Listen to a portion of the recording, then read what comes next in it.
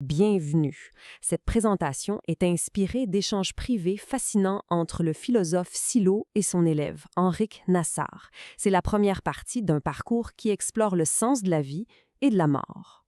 Tout part de cette question, une question posée en l'an 2000 par Nassar, qui avait alors 54 ans. Il demande à son maître comment se préparer pour la fin, mais la réponse de Silo, vous allez voir, elle portait beaucoup plus sur comment commencer à vivre. Pour Silo, se préparer à la mort, ce n'est pas du tout un exercice morbide. C'est plutôt le travail de toute une vie. L'idée, c'est de créer une cohérence, un alignement parfait entre notre monde intérieur et nos actions dans le monde extérieur. Et c'est là que ça devient vraiment intéressant. Le point crucial, c'est que cette fameuse direction mentale qu'on développe tout au long de notre vie, eh bien, c'est elle qui prend le relais au moment de la mort pour guider notre conscience. Avant même de commencer un grand travail intérieur, le conseil de Silo est étonnamment direct et pratique. Il faut régler ce qui n'est pas terminé, terminer ses projets, parce qu'on ne peut rien emporter avec nous. Concrètement, pour Nassar, ça voulait dire quoi? Ça voulait dire s'assurer que sa fille était en sécurité, fermer une entreprise qui lui causait plus de problèmes qu'autre chose et honorer jusqu'au bout ses engagements dans un conseil social. Mais là, on peut se poser la question, comment se fait-il qu'on soit capable de faire un tel travail sur nous-mêmes? Pour répondre, Silo explique la différence fondamentale qu'il y a entre l'animal et l'humain. Pensez-y, un animal perçoit une image et il y répond, il la reflète, c'est presque un réflexe basé sur la génétique. L'être humain, lui, perçoit une image, il se la représente dans sa tête et il peut la transformer avec son imagination pour créer quelque chose de nouveau. Cette phrase, elle résume tout. C'est ça l'idée centrale.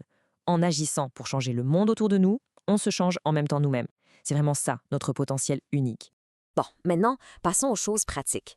Silo a offert une sorte de boîte à outils qu'il a appelée autolibération ou autolibération. C'est un système avec 4 mécanismes pour nous aider à équilibrer notre monde intérieur. Le premier mécanisme, il se concentre sur nos actions. Ici, le but, c'est de mieux comprendre et d'améliorer la façon dont on agit et réagit. C'est vraiment la base qui nous permet d'apprendre, de s'adapter et même de créer. Le deuxième mécanisme, lui, s'occupe de notre carburant interne, si on veut. On le sait, quand notre énergie interne est toute croche, ça peut créer de l'irritation, des conflits constants. Ce mécanisme nous apprend donc à maîtriser ce flux d'énergie pour qu'il travaille pour nous et non contre nous. Le troisième mécanisme, il s'attaque à notre passé. On a tous tendance à vouloir enterrer nos souvenirs douloureux. Le problème, c'est qu'ils continuent d'agir en coulisses. Ce travail consiste donc à les réintégrer, à les regarder en face pour se libérer de leurs charges négatives. Et finalement, le dernier mécanisme, celui-là, il concerne notre futur. Ça, c'est pour les fois où on coche toutes les cases du succès selon la société, mais qu'au fond, on se sent vide, on ressent un échec intérieur. L'idée ici, c'est de réajuster la direction de sa vie sans nécessairement tout mettre à la poubelle. Alors, la grande question. À quoi ça mène de travailler avec ces 4 mécanismes? Eh bien, le résultat, c'est rien de moins qu'un changement fondamental de notre état d'être. Silo expliquait que ce travail accomplit sa promesse. Il nous amène vers un équilibre. Et une fois qu'on a atteint cet équilibre, on peut choisir d'y rester, bien et content. Ou alors, on peut commencer à se demander qu'est-ce qu'il y a après.